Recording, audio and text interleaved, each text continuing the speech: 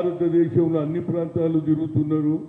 బీసీలకు న్యాయం జరగాలని ఆయన ఆకాంక్ష, పట్టుదల. అందులో భాగమే ఇవాళ కోదండరామ్ గారు వచ్చారు, మన ఎమ్మెల్సీ లక్ష్మణ్ గారు వచ్చారు, బీజేపీ నుంచి మామూడు ఆనంద్ వచ్చాడు.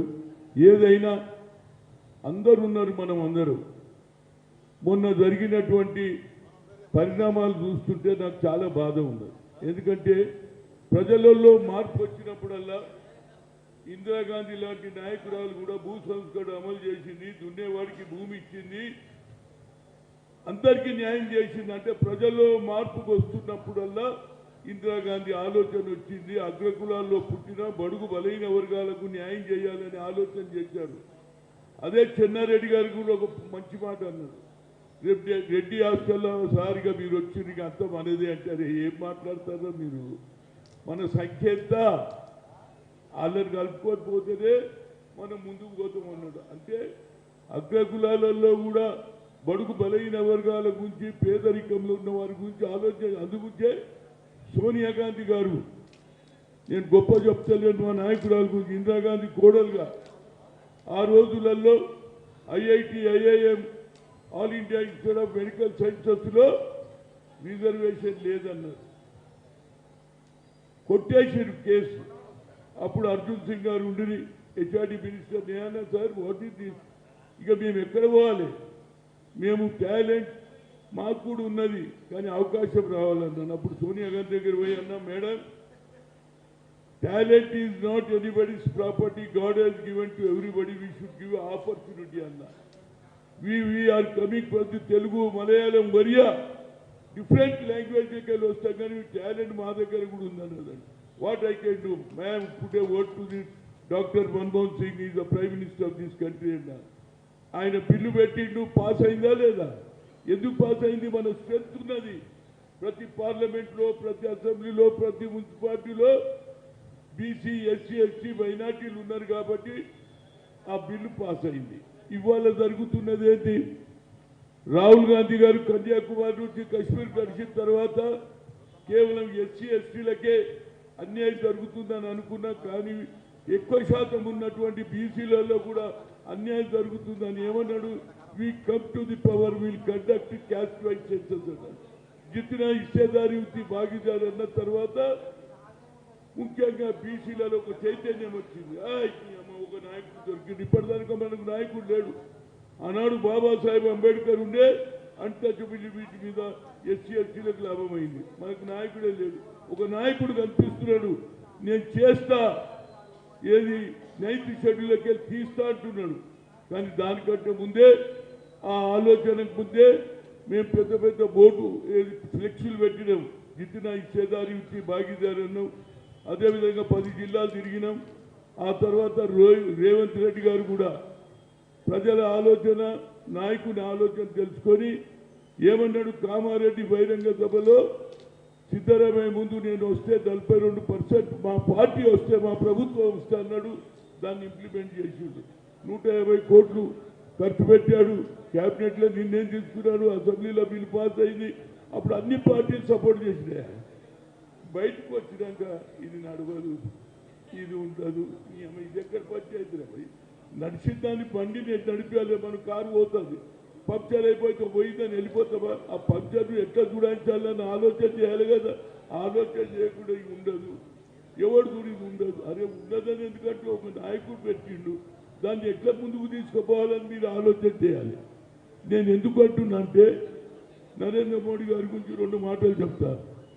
గాజాలో యుద్ధం జరుగుతుంటే ట్రంప్ అక్కడ పోయి పీస్ చేసిండు. దానికి నరేంద్ర మోడీ శబాష్, కంగ్రాచులేషన్ అంటుడు. అరే మా దిక్కు కూడా చూడరా బాబు, నువ్వు ఈ దేశానికి ప్రధానమంత్రి, హిందుస్థాన్ కా ప్రధానమంత్రి ఓబీసీ మరి దిగురాని. నువ్వు ఎన్నో చేంజ్లు చేసినావు రాజ్యాంగంగా. 370 చేంజ్ చేసినావు, 3 తలాక్ చేంజ్ చేసినావు. ఏది వర్క్ బిల్ అమెండ్మెంట్ తెచ్చినావా లేదా? మరి మాకెందుకు చూడవురా బాయ్? మాది కూడా ఇదే న్యాయం కదా. మాకు అన్యాయం జరుగుతుంది. నరేంద్ర మోడీ जी अपने आप को ओबीसी बोलते, आप पे चेंज आना। नहीं है तो तुम हिंदुस्तान बोलो, अब बीसी नहीं है बोल के बोलो, छोड़ देते अब तुम्हारे। मगर वही सोनिया गांधी अपर क्लास में है तो भी गरीबों के वास्ते लड़ रही नहीं लड़ रही बोलो, राहुल गांधी लड़ रहा नहीं लड़ रहा बोलो। నేను అనేది ఏంటంటే మనమందరం, నేను ఇక ముఖ్యమంత్రి గారితో తెలుసుకుంటా, ముఖ్యమంత్రి గారు అన్ని పార్టీలకు విలువయా మాకు ఏది మహేష్ కుమార్ గౌడ్కి చెప్తాను, వీళ్ళు ఎవరి సంగతి ఏందో తెలిసిపోతుంది, ఆ తర్వాత చూసుకుందాం. ఎందుకంటే చాటుకొకటి మాట్లాడుతున్నారు, అయితే లేదని. నేను ఎన్నో మీటింగ్, మొన్న కూడా మీటింగ్లు విన్నా, ఎందుకు కూడా భయ్యాడు ఏది అశోక హోటల్ పెడితే ఒక నాయకుడు అడిగింది జరగదు, మరి జరగడానికి నువ్వు ఎందుకు వచ్చినావు నేను అడుగుతున్నా. అరే ఒక ఒక తొవ్వ దొరికింది, అడవిలో పోతాం, ఒక తొవ్వ దొరికితే ఎండు దాకా పోవాలన్నా లేదా, నడిమిట్లకి వెళ్ళి వాపసు వస్తామా అంటున్నా నేను. అందుగురించి మా ముఖ్యమంత్రి గారే పిలవాలి, అన్ని పార్టీలకు పిలవాలి, లేకుంటే ఒకరు బంధుకాలు అంటున్నారు, మా వాడేమో ధర్నాలు అంటున్నాడు, వస్తారు. అన్ని చేసేస్తే యూనిటీ. ఆ రోజులలో మా కోదండరామ్ గారు ఏదైతే ఉద్యమం చేసిండో అందరినీ కలుపుకోవాలి, విడివిడిగా కొట్లాడితే ఏం కాదు. కానీ మైక్లో మాట్లాడితే హనుమంతరావు కూడా మాట్లాడిండు, మా వాడు మాట్లాడిండని చెప్తారు. నేను అనేది ఏంటంటే ముఖ్యమంత్రి గారిని విలుమంట, మహేష్ కుమార్ గౌడ్ని విలుమంట, తప్పనిసరిగా మీటింగ్లో అన్ని పార్టీలో ఏం మాట్లాడతారో తెలియాలి. లేకపోతే ఇది ఎన్ని రోజులు చూసే చేస్తారు మమ్మల్ని. మా పిల్లలు భవిష్యత్తు వద్దా, మా పిల్లలు చదువుకోవద్దా, మా పిల్లలు ఉద్యోగం రావద్దా? అరే ఎన్నో చేంజ్ చేసినావు కదా నరేంద్ర మోడీ. అరే వర్క్ బిల్ అమెండ్మెంట్ ఎవరు చేయమన్నాడు, చేసినావా లేదా? 370 తీసేసినావా లేదా? మూడు పెళ్లి చేసేది కూడా తీసేసినాము. మరి మనది తీయలేదు కాచోపు, మన దాంట్లో కూడా మార్పు రావాలంటున్నా.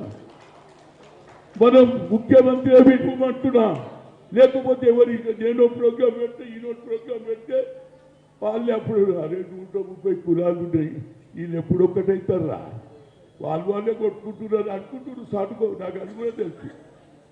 ఇక ఎన్ని రోజులు నడుస్తుంది పంచాయతీ. అది గురించి ముఖ్యమంత్రి గారు మీరు సుప్రీంకోర్టు పోతున్నారు, దాంతోపాటు అన్ని పార్టీలను మీరు వాళ్ళకి ఇష్టం ఉందా లేదా తెలియాలనే ఈయన తెచ్చుకుందాం, ఆ తర్వాత తెలియపోదాం. ఇదేంటండి? అరే ఎన్నో నువ్వు చేంజ్ చేసినావా లేదా, రాజ్యాంగంలో మార్పు తెచ్చినావా లేదా, కశ్మీర్ ఇష్యూలో తీసేవడం చేసినావా లేదా, అదేవిధంగా నువ్వు ఏది 3 తలాక్ 3 తలాక్ ముగ్గురు పిల్లల పేరు ఒక్కడే చేసుకోవాలన్నావా లేదా, ఆఖరుకు ముస్లింలది వర్క్ బిల్ అమెండ్మెంట్ కూడా తెచ్చినావు కదా, అది కూడా పాస్ అయింది కదా, దీని మీద కూడా కావాలి. కనుక నా ఉద్దేశంలో ముఖ్యమంత్రితో మాట్లాడతాం, మహేష్తో మాట్లాడి వాళ్ళే విలువాలి, హనుమంతరావు కాదు.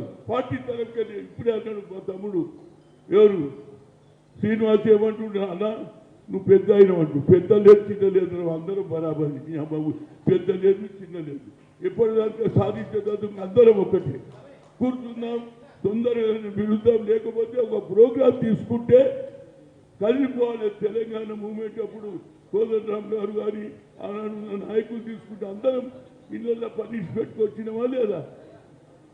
ఒకరు అంటూ నాకు ఏమన్నా బంధిస్తే మేము ఎట్లా అంటే, మేమేమి సత్యదానిక మేము ఇట్లనే ఉండాలి పోయి, ఇప్పుడు అది కూడా అక్క కులాలు అని అంటున్నారు. మీరు ఇన్ని రోజులు ఎంజాయ్ చేసినా మాకు కూడా ఛాన్స్. బిర్యానీ ఒక్కడే తింటే ఇంకొని కడుపు అంటారు కదా, పప్పు కూడా పెడతలేరు మాకు. కనుక బిర్యానీ చేయకుండా ఆలోచన చేయాలి. కనుక అగ్ర కులాలలో కూడా మంచి వాళ్ళు ఉన్నారు, మార్పు కోరుతున్నారు, వాళ్ళు కూడా మద్దతు ఇస్తారు. కాబట్టి విడివిడిగా ప్రోగ్రాంలకు ముఖ్యమంత్రి పిలిచిన తర్వాత ఆయన ఏ ప్రోగ్రాం చేస్తారో అందరం కలిసి చేద్దాం. లేకపోతే ఇది నువ్వో దుకాణం నేనో దుకాణం పెట్టుకుంటే ఓరు బంద్ అంటున్నారు, ఓరేమో ఏది అర్థం అంటున్నారు. కనుక మొట్టమొదలు రాజకీయ పార్టీల ఒపీనియన్ ఏంటో తెలుసుకోవాలి.